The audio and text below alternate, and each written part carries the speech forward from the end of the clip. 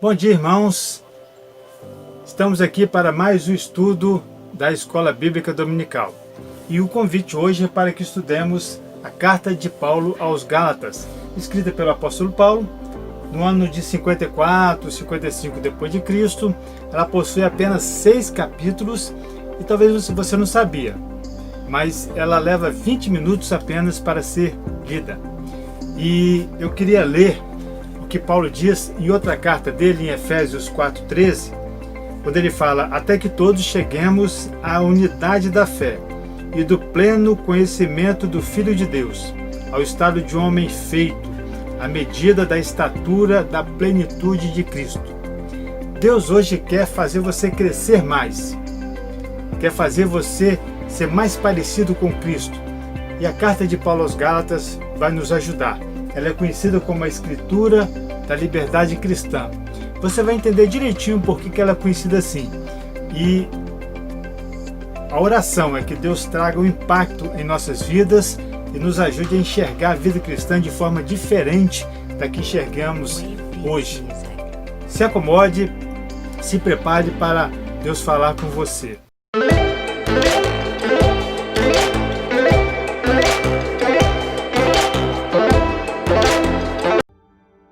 Irmãos, tudo começa entendendo o contexto em que Gálatas foi escrito. Nós vemos aqui várias informações que estaremos entendendo e você vai entender direitinho esse contexto. E daí nós tiraremos alguns ensinos notáveis da carta que Paulo escreve aos Gálatas. A cruz de Cristo representa o sacrifício que foi dado pelos nossos pecados. E esse sacrifício gerou um pagamento de uma dívida, a nossa dívida com Deus. Gerou perdão para nós através deste sacrifício. E isso se chama graça. Não é pelas obras, mas pela graça, por um favor imerecido. O sacrifício aponta para o corpo de Cristo que foi entregue e para o sangue que foi derramado. Este é o sacrifício. E é isso que nós comemoramos na ceia que praticamos quando comemos o pão e bebemos do cálice, representando ali o sangue de Cristo que foi derramado. Essa verdade está representada em textos. E nós vamos ler um bastante conhecido, que é João 3,16, mas é importante que nós leiamos esse texto, porque Deus amou o mundo de tal maneira que deu o seu Filho unigênito, para que todo aquele que nele crê, graça, não pereça, mas tenha a vida eterna. A graça chega através da fé. Em Gálatas 1,4, Paulo volta ele frisa isso aí, porque você vai entender por que ele está frisando, né? Então vamos lá, Gálatas 1,4. Paulo diz assim: Jesus, né? O qual se deu a si mesmo por nossos pecados. Ele se deu por nossos pecados para nos livrar do presente século mau, segundo a vontade do nosso Deus e Pai. Paulo volta a frisar em Gálatas 2,6, 2,16, como está escrito ali, dizendo assim: sabendo contudo que o homem não é justificado por obras da lei, mas sim pela fé em Cristo Jesus. Tendo também crido em Cristo Jesus para sermos justificados pela fé em Cristo, e não por obras da lei, porque por obras da lei nenhuma carne será justificada. E em Gálatas 3:11 a 13, ele volta a enfatizar: é evidente que pela lei ninguém é justificado diante de Deus, porque o justo viverá pela fé. Ora, a lei não é da fé, mas o que fizer essas coisas, por ela viverá. Cristo nos resgatou da maldição da lei, fazendo-se maldição por nós, porque está escrito: maldito todo aquele que for pendurado no madeiro. Então Jesus se fez maldição, ele assumiu a nossa dívida para pagar o nosso pecado. Esse é o Evangelho. Essas são as boas novas. Então, você pensa assim, quando aconteceu esse fenômeno espiritual, deu possibilidade a todos os homens de aceitarem a salvação, o perdão dos pecados através da fé. E isso aconteceu. Então, aqui nós temos dois grupos que nós vamos representar pelos gentios, que são os pagãos, aqueles que não eram judeus, seriam os romanos, os gregos, qualquer pessoa que não era daquela linhagem judia, eram os gentios. E eles então, muitos deles aceitaram a Jesus. Então muitos aceitaram esse sacrifício.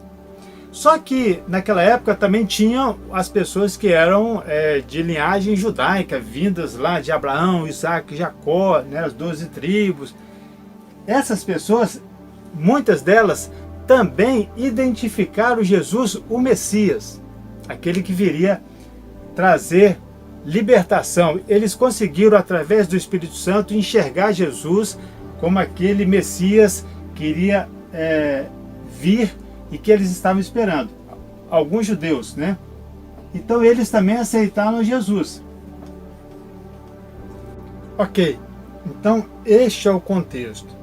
Agora, o que aconteceu após esses irmãos, essas pessoas começarem a se congregar?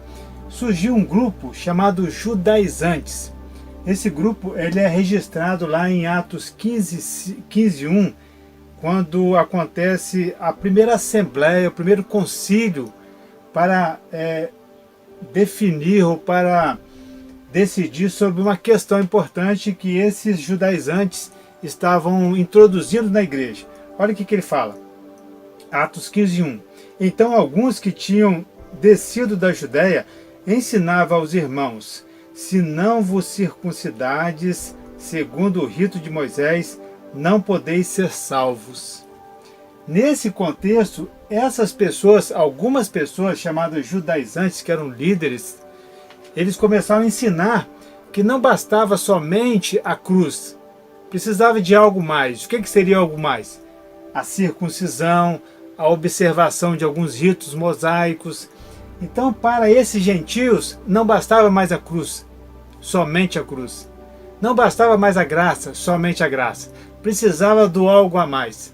E esse algo a mais era a deturpação que os judaizantes estavam introduzindo na igreja. E Paulo, ele chama essas pessoas, aqui em Gálatas 1:6-8, olha o que ele fala. Estou admirado de que tão depressa estejais desertando daquele que vos chamou da graça de Cristo para outro evangelho. Paulo fala assim: eu estou admirado com vocês, Gálatas, que vocês estão abandonando o evangelho, abandonando as boas novas para um outro evangelho. E ele fala assim, o qual, versículo 7, não é outro, senão que há alguns que vos perturbam, judaizantes, alguns que vos perturbam e querem perverter o evangelho de Cristo. Mas ainda que nós mesmos, ou um anjo do céu, vos pregasse outro evangelho, além do que já vos foi pregado, seja anátema, seja amaldiçoado. Então esse é o contexto. O evangelho sendo atacado por uma mensagem de algo a mais, precisa de algo a mais.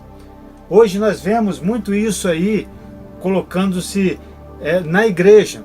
Não basta mais somente a graça, precisa de algo a mais, precisa de bens materiais, precisa de teologia da prosperidade.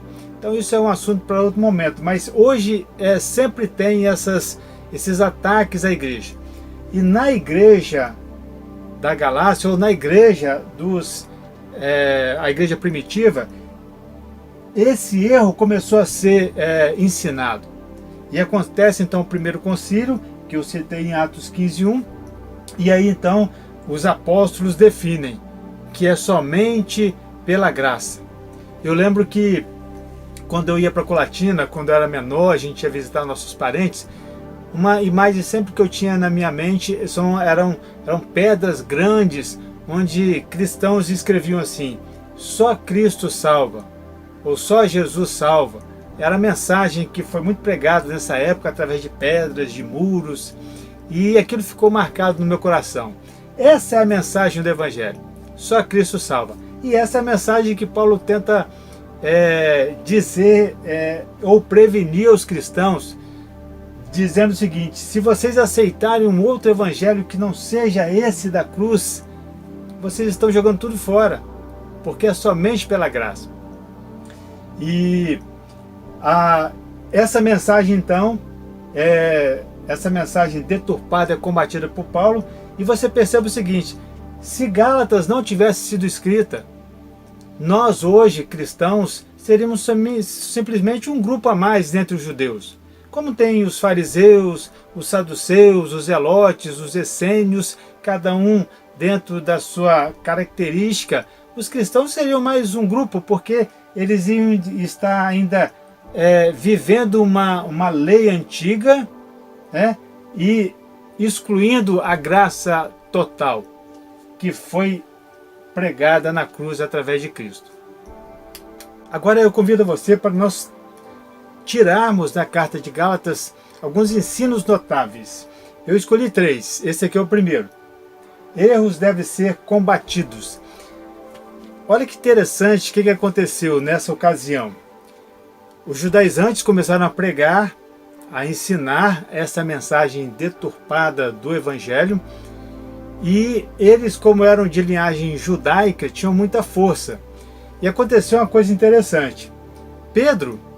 Cefas, que entendia bem a mensagem do Evangelho, inclusive naquela situação de Cornélio, quando ele, de certa forma, tinha uma visão de rejeitar um pouco os gentios, e Deus mostra a ele, através daqueles animais que desceram no lençol, que o Evangelho abraçava todos pela fé, pela graça, pelo sacrifício.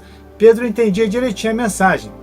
Só que, olha o que Paulo fala em Gálatas, porque aconteceu um fato e Paulo não deixou passar, né? Paulo foi em cima de Cefas, de Pedro, e falou: como é que é? O que você está fazendo, Pedro? Porque Pedro, ele comia com os gentios, aqueles gentios que tinham se convertido. Pedro comia, sentava, brincava, se divertia. Quando chegavam os judaizantes, aquelas pessoas que tinham uma visão, de que os gentios deveriam se circuncidar, guardar a lei de Moisés, Pedro começava a se afastar dos gentios. Você acredita nisso? E assim, com receio dos judaizantes, com aquelas pessoas que eram líderes que tinham vindo lá do judaísmo. Aí olha só o que Pedro fala, o que Paulo fala em Gálatas 2, 11 a 14. Quando, porém, Cefas veio a Antioquia, resisti-lhe na cara, porque era repreensível. Pois antes de chegarem alguns da parte de Tiago, ele comia com os gentios, mas quando eles chegaram, ele se foi retirando e se apartava, temendo os que eram da circuncisão, os judaizantes. E os outros judeus também dissimularam com ele, de modo que até Barnabé se deixou levar pela sua dissimulação. Mas quando vi que não andavam retamente conforme a verdade do Evangelho, disse a Cefas perante a todos: se tu, sendo judeu, vives como gentios e não como judeu, como é que obrigas os gentios a viverem como judeus? Entenderam o que aconteceu? Pedro, nesse medo, nessa preocupação com as pessoas que estavam chegando ali, que vinham mandados pelos judaizantes, ele começou a fazer uma certa discriminação. E esse ensino notável, ele fala o seguinte: seguiu o exemplo de Paulo. Se você perceber um erro na igreja, alguma deturpação, algum desvio doutrinário, algum pecado, é importante que a gente se posicione, Claro que com amor, Se por exemplo uma pessoa estiver fazendo uma fofoca na igreja, a gente costuma ouvir, deixa para lá, não vou me entrar em conflito com a pessoa, não vou falar nada com ela, deixa para lá. Só que você imagina como que esses erros sendo propagados, sendo tornados normais na igreja causam mal para a igreja. Então, Paulo, quando ele percebe Pedro fazendo essa discriminação, quando chegavam os da parte lá dos judaizantes, Paulo vai e resiste ele. Fala: Pedro, que negócio é esse, né? Você está sendo repreensível, né? Barnabé também. Então a posição de Paulo, ela é muito firme nessa parte, né? E aí a gente deixa essa frase aí para reflexão: pequenos erros tolerados geram grandes desvios incontrolados. A igreja cristã já passou por grandes desvios e Deus precisou levantar homens para voltar, para trazer a igreja novamente ao caminho da graça, né? Então hoje somos nós que estamos aí à frente, estamos na igreja, estamos observando. Então é importante que a gente conheça a mensagem do Evangelho, conheça a palavra de Deus para perceber os erros. Porque quem percebeu o erro foi Paulo, porque conhecia bem a palavra, conhecia bem o Evangelho, sabia do que estava falando. Então esse é o primeiro ensino notável que nós refletimos na carta de Gálatas. O segundo ensino notável que eu queria refletir com vocês é sobre a liberdade cristã. E a gente começa com essa perguntinha: o que é liberdade cristã para você? Por exemplo, uma pessoa que é viciada em drogas, ela é livre porque ela tem liberdade de usar as drogas, ou ela é escravo das drogas? Ou, por exemplo, trazendo um pouco para dentro da igreja, uma pessoa que faz fofoca, ela é livre porque ela pode fazer fofoca e Jesus perdoa os pecados dela? Por isso que ela é livre? Ou ela é escravo da fofoca? Escrava da fofoca. Quando a gente fala para as pessoas, ou quando a gente canta, né? Eu sou livre. Livre de quê? O que é exatamente liberdade cristã? Você já pensou nisso? Eu gostaria de ler esse livrinho do MC Tenney. Ele faz algumas reflexões sobre a carta de Gálatas e ele fala justamente sobre isso na página 16 e na 17. Ele fala assim: liberdade cristã consiste não na capacidade de desobedecer a Deus impunemente, não é isso, mas antes na capacidade de obedecer-lhe espontaneamente, sem qualquer impedimento eficaz. Ou seja, somos livres porque agora podemos obedecer a Deus. Isso é liberdade cristã. E ele complementa, né, quando ele cita Paulo em Gálatas 2:20, que Paulo fala: Cristo vive em mim. Cristo vive em mim. O que Paulo quis dizer, né?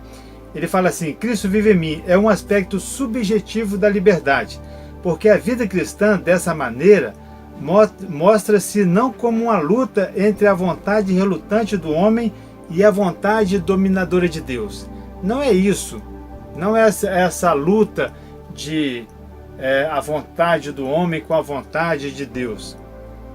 Mas antes como um controle constante da vida íntima por meio de Cristo. A vontade do Senhor reina por livre acordo e não por compulsão repressiva. Não é uma luta onde a gente vai ver quem vence, mas é uma entrega total a Cristo, e Cristo reina em mim, porque eu entreguei espontaneamente. Eu sou livre agora porque quem me comanda é Jesus. O pecado não tem mais poder sobre mim, porque quem me comanda é Jesus. Se Jesus não pecou, se Jesus não se dobrou ao pecado, se ele foi fiel e ele reina em mim, lógico, evidentemente, eu vou ser também livre do pecado. Vocês percebem então o que é liberdade cristã? Não é que a gente ouve, né, que agora eu posso pecar e nada de mal vai acontecer comigo. Mas não é isso. É justamente que agora eu posso ser controlado por Jesus. Jesus reina em mim. Esse é o segundo ensino notável, então, que a gente tira de Gálatas, né?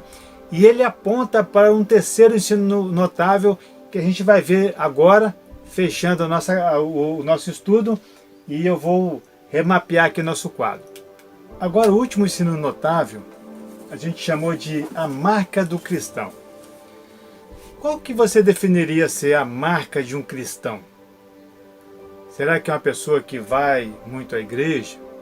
Será que é uma pessoa que não falta à escola bíblica dominical?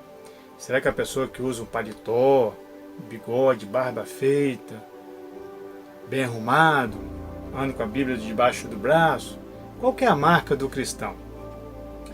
Esse quadrinho, este aqui, ele mostra um círculo e dentro desse círculo outro círculo, e dá a impressão que às vezes a gente enxerga o cristão como alguém que tem uma casca externa e essa casca é marcada por aparências. Os judaizantes ensinavam isso, a circuncisão, praticar aquelas leis mosaicas, aquela casca que identificava um cristão.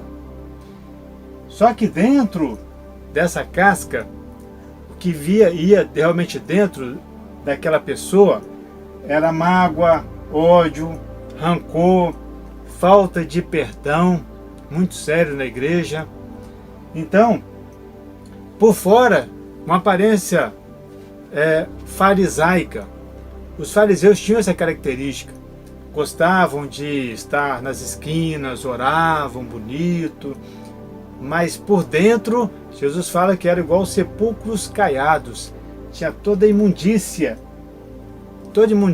dentro deles. Então fica a pergunta, a gente tenta tirar de Gálatas, qual que é a marca do cristão? E Paulo, ele fala sobre isso quando ele mostra as obras da carne e fruto do Espírito. Veja o que ele fala em Gálatas 5, 19 e 21.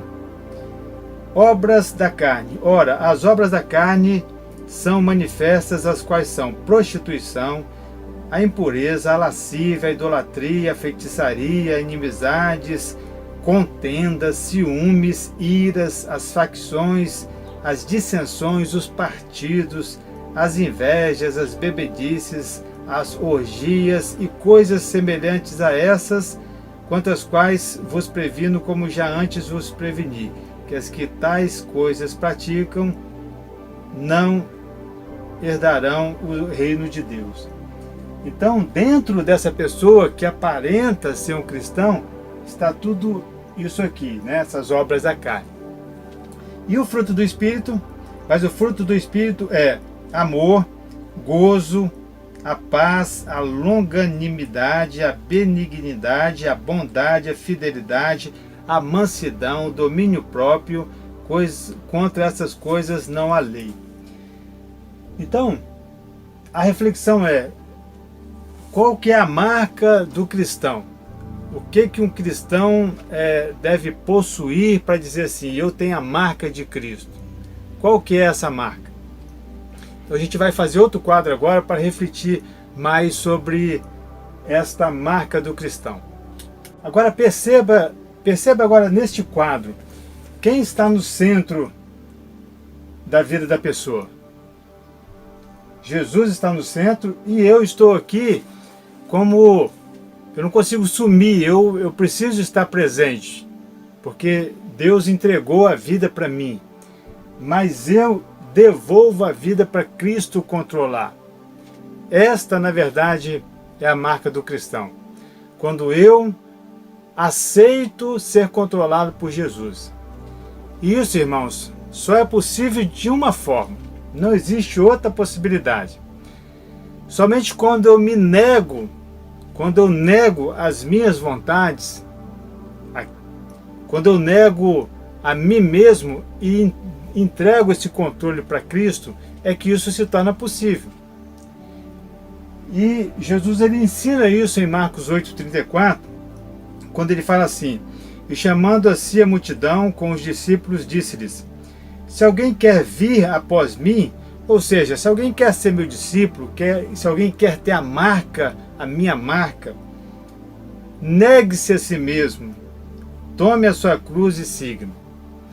Então, o negar-me a mim mesmo é justamente aceitar e entregar espontaneamente, como a gente leu lá no livro aqui do MC Tenney, eu entrego espontaneamente a minha vida para Cristo controlar. e aceito todas as direções dele. Se Jesus falar assim, você deve perdoar 70 vezes 7, eu não tenho que questionar, não tenho que perguntar, não tenho que arranjar desculpas, eu tenho que perdoar. Se Jesus me orienta a fazer isso ou aquilo, eu não tenho que arranjar motivos para não fazer. Eu entreguei minha vida a Jesus, eu entreguei o comando dela a Jesus. E se isso só é possível acontecer quando eu faço isso, quando eu entrego minha vida, quando eu nego-me a mim mesmo, de forma espontânea, né? E aí eu me torno livre. Lembra lá da liberdade cristã? Eu me torno livre, porque a partir daí então Jesus começa a me comandar. E quando Jesus me comanda, o pecado não tem poder. Agora, quando eu me comando, aí nasce o poder do pecado. Nasce na falta do perdão, no ódio, no rancor, na mentira, no engano, no adultério, em todas as formas de pecado, na inveja, como lá a gente viu nas obras da carne. O pecado se manifesta porque quem está no controle sou eu. E em Gálatas, Paulo fala justamente isso em Gálatas 2:20. A gente vai ler agora esse texto que é chave, né, para a gente entender Gálatas. Gálatas 2:20. Diz assim, que muitos já decoraram, já conhecem, né, um texto bastante conhecido. Já estou crucificado com Cristo e vivo. Olha só, se não é exatamente isso. Já estou crucificado com Cristo. Eu estou na cruz. Se eu estou na cruz, eu morri. Né? Já estou crucificado, eu já morri com Cristo. E vivo, não, mas eu não vivo mais. Eu já me neguei, já não vivo mais.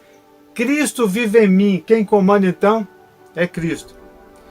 E a vida que agora vivo na carne, vivo na fé do Filho de Deus, o qual me amou e se entregou a si mesmo por mim. A gente volta lá àquela reflexão sobre graça, sobre Jesus entregando-se para morrer nossos pecados. Então ele se entregou por mim, agora eu dou minha vida a ele. Dar minha vida é justamente isso, eu morrer para mim mesmo e entregar minha vida a Jesus. Então Gálatas 2:20 fala exatamente isso. E eu queria fazer uma experiência com vocês. Eu queria reescrever Gálatas 2:20, só que na visão contemporânea de hoje, de um cristão, das pessoas que vivem em uma igreja, muitas vezes tentando dividir, tentando ter uma vida paralela e entregando uma parte dela para Jesus. Essa parte seria o quê? O ir na igreja, cantar, o adorar, o louvar a Deus, né, naqueles momentos de louvor, e até às vezes ler a Bíblia, mas em alguns momentos a vida é dele. A vida é dele, ele não entrega tudo, ele entrega só um pedaço da vida. Eu não sei se vocês já viram, em alguns postes, existe um rolo de cabos que é deixado para, em caso de rompimentos, quando um caminhão passa e rompe um cabo, as pessoas que vão dar manutenção naquele rompimento desenrolam aquele cabo, esticam de novo e emendam do outro lado. O nome daquele rolo se chama reserva técnica. E quando eu penso em um cristão que dá um pedaço para Jesus e deixa um pedaço com ele, é como se ele tivesse também ali, guardasse para ele uma reserva para ele, uma reserva técnica para ele. É aquela reserva que ele vai usar quando ele não quiser perdoar, quando ele quiser fazer uma coisa errada. É aquele ambiente, aquele domínio que ele vai ter sobre a vida dele para não obedecer, para não entregar a Jesus. E aí, nesse momento, ele fica sujeito ao pecado. Porque quando a gente controla a nossa vida, a gente fica sujeito ao pecado. A liberdade cristã, ela acontece quando eu entrego tudo. Neste momento que eu entrego tudo, eu consigo a liberdade. Se eu deixo um pedaço para mim, o pecado vai se manifestar naquela parte que ficou sob o meu controle. É ali que o diabo vai trabalhar no pecado. Eu não sei se vocês já presenciaram um afogamento, ou vocês participaram de alguma situação de afogamento, mas vocês já ouviram sobre isso aí. Quando a pessoa está se afogando, o salva-vidas chega, ele precisa que a pessoa se entregue, deixe ele comandar o salvamento. Se a pessoa quiser se salvar, quiser fazer alguma coisa, ele atrapalha. E pode acontecer dos dois se afogarem, tanto quem está querendo salvar como quem está no afogamento. Às vezes até acontece da pessoa provocar um desmaio, né, uma pancada, para que a pessoa desmaie e ele consiga salvar a pessoa. Enquanto a pessoa estiver no controle, ela leva os dois para a morte. Então, assim também é a vida cristã. A marca do cristão, ela se manifesta quando nós nos entregamos totalmente a Jesus. Jesus comanda a nossa vida de uma forma total. E aí a gente obedece completamente a Jesus e não estaremos mais sujeitos ao pecado, porque Jesus não peca, Jesus não se dobra ao pecado e ele vai nos comandar de uma forma eficiente a nossa vida. Então eu queria reescrever Gálatas 2:20, nessa perspectiva de um cristão que entrega só um pedaço. Vamos ver como é que fica? Aqui está então a reescrita de parte de Gálatas 2:20 que eu pensei. Eu gostaria de ouvir a sua versão, depois você me mostra. Essa parte azul então é o texto bíblico e a parte preta foi a parte que eu reescrevi. A azul então, que é o texto bíblico: já estou crucificado com Cristo e vivo não mais eu, mas Cristo vive em mim, e a vida que agora vivo na carne, vivo na fé do Filho de Deus. Então é a crucificação, é a entrega, Jesus comanda, eu entreguei totalmente minha vida para Jesus. E a parte então, como a gente percebe hoje, como os cristãos vivem, muitos cristãos, né? A gente percebe hoje a forma de viver, essa forma híbrida, né? Quando uma pessoa guarda uma reserva para ela e entrega só uma parte para Jesus. Já estou perto da cruz. Eu não estou crucificado, eu estou perto. Estou ali olhando para Cristo perto da cruz, né? Falando assim: Jesus, eu sou seu amigo, eu estou aqui nesse momento difícil, né? Eu estou perto da cruz, eu reconheço o Senhor como meu amigo. Perto da cruz, é completamente diferente de crucificado, né? E vivo minha vida com Cristo. Eu vivo minha vida com Cristo. A vida quem vive sou eu. Jesus, ele está comigo, é meu amigo, ele é o carona. Tem até uma ilustração que fala disso, né? Você chama Jesus para o seu carro, você tem que entregar o volante para ele. Mas o que a gente faz? Coloca Jesus no carona. Jesus, quem dirige sou eu. Você pode dar opinião, pode falar alguma coisa, mas quem manda aqui sou eu. Então a minha vida eu vivo, e a vida que agora vivo na carne, entrego parte dela a Cristo. É isso que a gente percebe, né? Então quando acontece isso, justamente naquela parte que eu domino, é ali que mora o pecado. É ali que eu não quero entregar, porque é a parte que eu tenho prazer, é a parte que acontece o pecado, é a parte que eu não quero perdoar, não aceito perdoar, a pessoa me magoou muito, foi muito forte, não posso perdoar. Aí a gente usa uns termos, né? Eu não tenho força, mas não, é a minha reserva técnica, é que aquela parte eu quero mandar, aquela parte eu não quero me submeter. E a gente então pensa assim: como então caminhar para uma entrega total? Como eu posso caminhar para uma entrega total a Cristo? A gente, na verdade, tem que começar a entregar tudo. A gente tem que começar a matar o nosso eu, a negar o nosso eu. Você percebe aquela pessoa que mora em mim, que é muito agressiva, impaciente, gosta de estar sempre certo, gosta de ter opinião, de dar opinião em tudo? Aquela pessoa muito irônica, porque a ironia carrega uma parte da ironia carrega muito esse desprezo ao outro, aquelas brincadeiras que denigrem pessoas, aquele brigão, né, que sempre quer estar certo. Isso tudo mostra que na verdade nós comandamos a nossa vida. São marcas de um ego forte. Marcas de um ego forte. E o caminho é esse esvaziamento.